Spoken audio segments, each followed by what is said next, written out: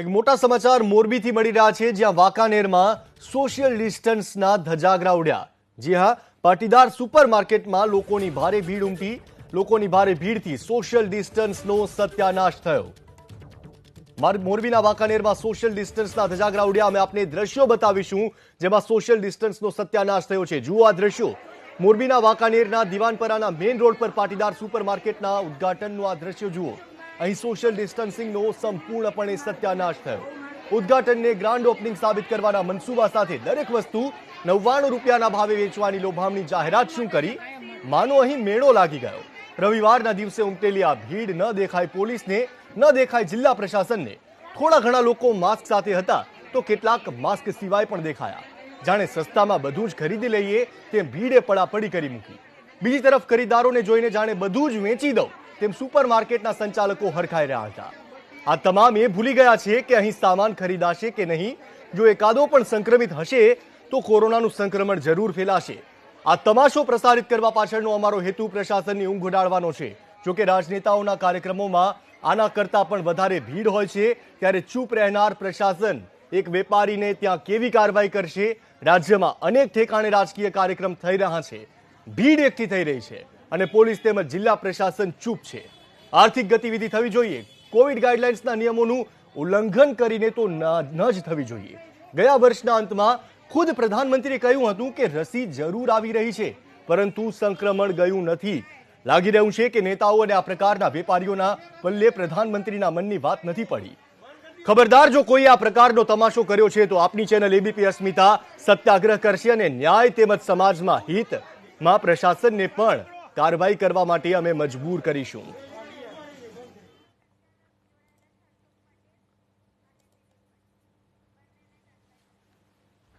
આ સુપરમાર્કેટના સંચાલક અશોકભાઈ જોડાઈ ચૂક્યા છે અને સાથે જ અન્ય એક સંચાલક દિલીપભાઈ પણ જોડાઈ ચૂક્યા છે। અશોકભાઈ, આટલો મોટો તમાશો કર્યો, તમને તમારી ભૂલનું ભાન થયું કે આમાં આટલી મોટી સંખ્યામાં લોકો આવ્યા, કોઈ સંક્રમિત થયું તો? ના સર, અમે પૂરું સોશિયલ ડિસ્ટન્સ જાળવીને જ અમે આ કર્યું હતું। બારે અમે ટ્રાફિકને ખોટી અંદર ભેગી નહોતા થવા દેતા। બહુ થોડોક અફડાતફડીનો માહોલ મચાણો તો તરત અમને ભાન થઈ ગયું, એટલે તરત અમે બારો શટર બંધ કરી અને બારે વધારે માણસો જે ભેગા થતા એને બારે ખુરશી ઉપર બેરાવી દેતા। અશોકભાઈ, તમે દ્રશ્યો જુઓ તો ખબર પડે। અત્યારે એબીપી અસ્મિતા ચાલુ કરો, તમે કેટલી ભીડ છે તમે જુઓ તો ખબર પડશે તમને। તમે કેમ? અમે ખ્યાલ છે, અમે જોયું એટલે પછી અમે સાવધાન થઈ ગયા અને બારે ખુરશી ઉપર માણસોને બેરાવાનું ચાલુ કરાવી દીધું હતું, વધારાના માણસોને। દિલીપભાઈ, 7 વાગે તો અમે 6:30 તો બંધ જ કરી દીધું હતું શટર જ। પછી દિલીપભાઈ આવતા હતા એને અમે ના પાડી। ઠીક છે દિલીપભાઈ, માનો છો તમારી બેદરકારી હતી? ના સાહેબ, અમે તો સોશિયલ ડિસ્ટન્સિંગનું પૂરેપૂરું પાલન કરાયું છે। દિલીપભાઈ, ખોટી વાર્તા ના કરો, અમે દ્રશ્યો બતાવી રહ્યા છીએ, આ દ્રશ્યો જુઓ તમે। દિલીપભાઈ, મોટી સંખ્યામાં ભીડ ભેગી થઈ હતી, એના પુરાવા છે, માફી માંગો તમે। દિલીપભાઈ, હા ભૂલ હતી, કઈ વાંધો નહીં। ભૂલ નથી, આ બેદરકારી છે દિલીપભાઈ, એ સ્વીકારી લો। દિલીપભાઈ, એટલે વહેલું બંધ કરી દીધું હતું ને અમે સાંજે। દિલીપભાઈ, હવે તમે દંડ ભરશો? આટલી મોટી બેદરકારી કરી છે, તમે લોકોને ભેગા કર્યા છે, દંડ ભરશો? કેમ કે કોરોનાની ગાઈડલાઈનના તમે નિયમોના ધજાગરા ઉડાવ્યા છે। દિલીપભાઈ, તમે દંડ ભરશો? દિલીપભાઈ,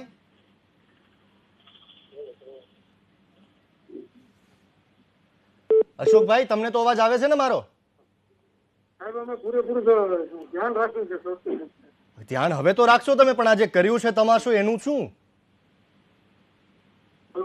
અશોકભાઈ, હેલો અશોકભાઈ, તમને પોલીસ આવશે પકડવા માટે આ દ્રશ્યો જોઈને, તો સરેન્ડર કરશો ને સામેથી? પણ સાહેબ, અમે તો પૂરેપૂરું ડિસ્ટન્સ જાળવી છે આજે। કાલે અમે ભૂલ જે કરી બરાબર છે એના ઉપરથી અમે શીખી લીધું છે અને બારે વધારાના માણસોને બારે જ અમે રાખી છીએ, અંદર જવા જ નથી દેતા। માસ્ક વગર, સેનેટાઈઝર વગર અંદર જવા જ નથી દેતા અમે। અશોકભાઈ, એક વાત કહો મને, આમાંથી કોઈ પણ વ્યક્તિ જો કોરોના પોઝિટિવ હશે અને આ બધાને સંક્રમિત થયા તો એની જવાબદારી તમે લેશો? જવાબદારી તો હવે આમાં બધી રાજસભાઓની જે બધી રેલીઓ થતું હોય છે એમાં માણસો ભેગા થાય જ છે, તો એમાં કોણ? અશોકભાઈ, એ લોકોની સામે કાર્યવાહી થાય છે અને અમે પણ બતાવીએ છીએ જે પોલિટિકલ કાર્યક્રમમાં એવું થાય છે, પણ આવું કોઈ પણ વ્યક્તિ ના કરી શકે। આપણે રાજનેતાના બાના દઈને આવી ભીડ ભેગી કરીએ એ ના ચાલે અશોકભાઈ। તમારી વાત સાચી છે, પણ સર અમે ચૂંટણી ગઈ બરોબર છે, જ્યાં ત્યાં સુધી સભાઓ થતી હતી, કેટલું માણસ ભેગું તો એ થતું બધું બતાવ્યું નથી, તમે જોયું જ છે ને ટીવી પર? અમને તો ખ્યાલ છે, પણ નિયમ તો બધા માટે સર સરખો હોય ને, બધા પાસે ખાલી અમે આમ public દંડ- માટે તો ન હોય. પોલીસનું ધ્યાન દોરીને બધા પાસે દંડ ભરાવ્યો છે, બોલો તમે ભરશો? અમને ખ્યાલ છે કે અમે કાલે ભૂલ જે કરી છે એના માટે જ અમે કાલે સાંજે તો 6 વાગે શટર પાડી દીધું હતું, અને આજે અમે પૂરેપૂરું ધ્યાન રાખીને માણસોને અંદર કોઈને ભેગા જ નથી થવા દેતા. પણ અશોકભાઈ 6 વાગ્યા સુધી કોરોના રાહ થોડો જોશે તમારી? ઈ એ તો વાત એક તમારી મિનિટમાં 100% ચેપ લાગી જાય. સાચી છે કે કોરોના કોઈનો રાહ ન જોવે. આ માંડ કરીને કંટ્રોલમાં આવ્યું છે, એ બધાનું શું થશે હવે? ભાઈ અમારી ભૂલ છે, અમે સ્વીકારી છે સાહેબ, અમે ક્યાં ના પાડી છે. પણ હવે એટલે જ ભૂલ- આજે અમે સજાગ થઈ ગયા છીએ અને માણસોને અંદર હવે ભેગા જ નથી થવા દેતા. બારે વધારાના માણસો હોય ને બારે બેસાડી છે, સોશિયલ ડિસ્ટન્સ રાખી છે. પણ ભૂલ સ્વીકારી લેવાથી આ તમારી બેદરકારી થોડી ઓછી થઈ જશે અશોકભાઈ. હા, હવે પણ સાહેબ ભૂલ જે થઈ- અમે જે ભૂલ થઈ અમે ગઈ આ છે. દ્રશ્યો તો પોલીસને પણ બતાવીશું, આ ટીવી ઉપર જોતા જ હશે પોલીસ અધિકારીઓ, જેમની બેદરકારી દાખવી જ છે. પોલીસ વાળાએ આવીને બંધ કરાવવું જોઈતું હતું. હવે કદાચ એ તમારી પાસે આવશે તો તમે જે કાયદેસરની કાર્યવાહી છે એમાં સહયોગ કરશો ને અશોકભાઈ? હા, એ તો પોલીસને અમે પૂરો સહયોગ આપશું. પોલીસ અમારી પાસે આવશે એ બધો અમે પૂરેપૂરો સહયોગ આપશું, સાથ અને સહકાર પૂરો આપશું અમે.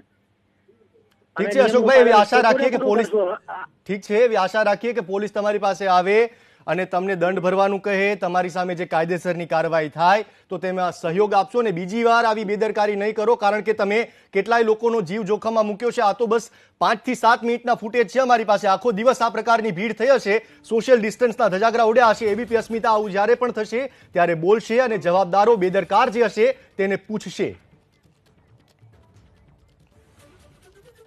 અમારી પાસે આવશે તો અમે પૂરેપૂરો સાથ સહકાર આપશું. હવેથી આવી અમે ભૂલ કરશું નહીં અને માણસોને ભેગા નહીં થવા દઈએ. સોશિયલ ડિસ્ટન્સ પૂરેપૂરું રખાવશું હવે તો અમે. આભાર અશોકભાઈ, બીજી વાર આવું ના થાય એવી આશા રાખીએ તમારી પાસેથી. ખૂબ ખૂબ આભાર આપનો એબીપી અસ્મિતા સાથે જોડાવા માટે. તો મોરબીના વાંકાનેરમાં સોશિયલ ડિસ્ટન્સના ધજાગરા ઉડ્યા, પાટીદાર સુપર માર્કેટમાં લોકોની ભીડ ઉમટી. મોરબી એસપી એસઆર ઓડેદરા સમગ્ર ઘટનાથી શું અજાણ છે, કારણ કે તેમના જ વિસ્તારમાં, તેમના જિલ્લામાં આટલી મોટી સંખ્યામાં ભીડ એકઠી થઈ છે.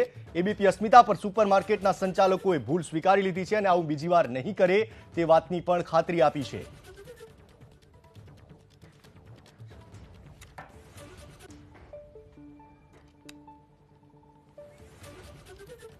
તો લોકોની ભારે ભીડથી સોશિયલ ડિસ્ટન્સનો સત્યાનાશ થયો છે. સવાલ ઉઠી રહ્યા છે કે મોરબી એસપી એસઆર ઓડેદરા શું આખી ઘટનાથી અજાણ હતા? મોરબી એસપી કોઈ કાર્યવાહી કરશે કે નહીં તે અંગે કોઈ માહિતી કેમ નથી આપી રહ્યા? એબીપી અસ્મિતા પર સુપર માર્કેટના સંચાલકોએ પોતાની ભૂલ સ્વીકારી લીધી છે અને બીજી વખત આ પ્રકારની ગંભીર ભૂલ નહીં થાય તે વાતની ખાતરી પણ આપી છે. પરંતુ આ દ્રશ્યો ખૂબ જ ચિંતાજનક છે, કારણ કે તમામ લોકો પ્રયાસ કરી રહ્યા છે કે સંક્રમણ ઘટવા માટે માસ્ક પહેરે, સોશિયલ ડિસ્ટન્સનું પાલન કરે, પરંતુ આવા કેટલાક લોકોના કારણે, તેમની બેદરકારીના કારણે સંક્રમણનો વિસ્ફોટ ફરી એક વખત થાય તેવા આશંકા આ દ્રશ્યોને જોઈને લાગી રહી છે.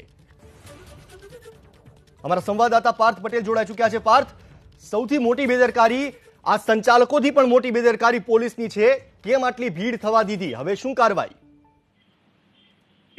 વાંકાનેરના જે દિવાળપુર વિસ્તારમાં મેઇન રોડ ઉપર આ જે સુપર માર્કેટ આવેલું છે, છતાં પણ રવિવારના દિવસે મોટી સંખ્યામાં ભીડ એકઠી થઈ હોય છતાં પણ મેઇન બજારમાં આવેલું હોવાથી પોલીસને નજરે ન ચડ્યું. એટલે સવાલ એ થાય છે કે શું પોલીસ દ્વારા કાર્યવાહી કરવાની ન હતી કે પોલીસ અંજાણ હતી આ બાબતે? તે એક મોટો સવાલ છે અને હજી સુધી પોલીસ દ્વારા કોઈ કાર્યવાહી કરવામાં નથી આવી અને હાલ એસપી નો પણ સંપર્ક નથી થઈ રહ્યો છે. આભાર આપનો પાર્થ, જાણકારી આપવા માટે. તો મોરબીમાં ગંભીર બેદરકારી જોવા મળી છે પાટીદાર સુપર માર્કેટના સંચાલકોની અને સાથે જ પોલીસ કર્મચારીઓની, પોલીસ અધિકારીઓની પણ, કારણ કે 99 રૂપિયામાં જ્યારે સેલ કરવામાં આવ્યો ત્યારે મોટી સંખ્યામાં પબ્લિક ઉમટે તેની તેને ખબર હોવી જોઈએ અને આ પ્રકારના સેલ, આ પ્રકારની ભીડને તેમણે રોકવી જોઈએ.